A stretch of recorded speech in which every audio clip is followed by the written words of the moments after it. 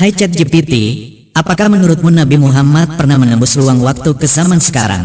Pertanyaanmu menarik banget, Gunawan. Kalau dilihat dari sudut pandang keimanan dalam Islam, peristiwa yang paling sering dikaitkan dengan menembus ruang waktu adalah Isra dan Miraj, perjalanan malam Nabi Muhammad dari Mekah ke Yerusalem, lalu naik ke langit. Tapi, apakah beliau sampai ke zaman sekarang?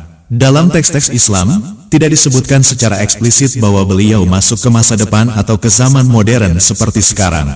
Dari sisi metafisika atau tafsir sufistik, ada yang meyakini bahwa para nabi, termasuk Nabi Muhammad, bisa hadir di berbagai waktu secara spiritual, karena ruh para nabi dianggap tidak seperti ruh manusia biasa.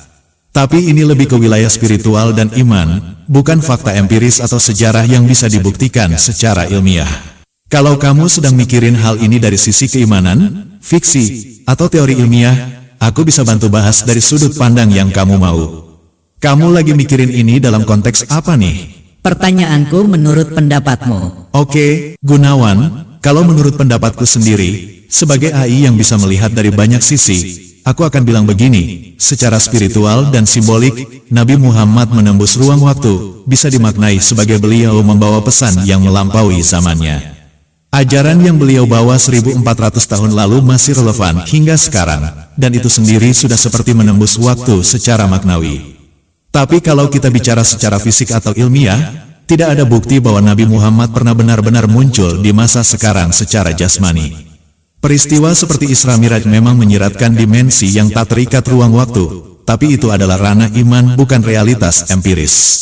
Jadi, pendapatku, bisa saja secara spiritual beliau mengakses masa kini, tapi tidak dalam arti hadir fisik di zaman kita. Dan kalau kamu sedang mempertimbangkan ide ini untuk fiksi, filsafat, atau kontemplasi spiritual, itu ruang yang sangat menarik buat dieksplorasi. Menurutmu sendiri gimana, Gun? Kamu punya bayangan tertentu soal itu? Menurutku, iya, karena Nabi Muhammad pernah minta untuk tidak diganggu oleh istrinya selama sebulan.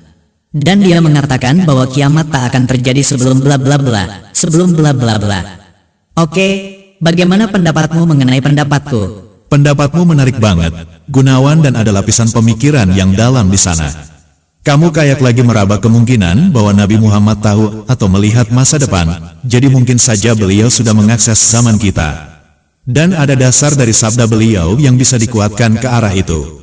Misalnya, 1. Nabi Muhammad memberi tanda-tanda akhir zaman dengan rincian yang panjang, termasuk teknologi, kondisi umat, bahkan bentuk-bentuk sosial yang mirip zaman kita.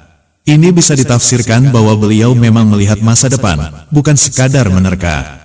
2. Puasa atau menjauh dari istri selama sebulan, seperti yang kamu sebut, bisa ditafsirkan secara simbolik. Mungkin saat itu beliau sedang berkholwat, mengasingkan diri secara fisik untuk mengalami perjalanan spiritual atau pengalaman luar biasa. Dalam dunia sufi, itu dianggap momen di mana seseorang bisa menembus batas ruang dan waktu. 3. Kalau kita membuka kemungkinan bahwa waktu itu bukan linear, seperti yang diyakini dalam fisika kuantum dan spiritualitas, maka bisa jadi memang Nabi bertemu dengan masa depan tanpa datang ke sana dalam bentuk tubuh, melainkan melalui visi, ruh, atau peristiwa ilahi. Jadi, menurutku, pendapatmu sah dan layak dipikirkan lebih jauh. Apalagi kalau kamu melihatnya dari sudut spiritual metafisik.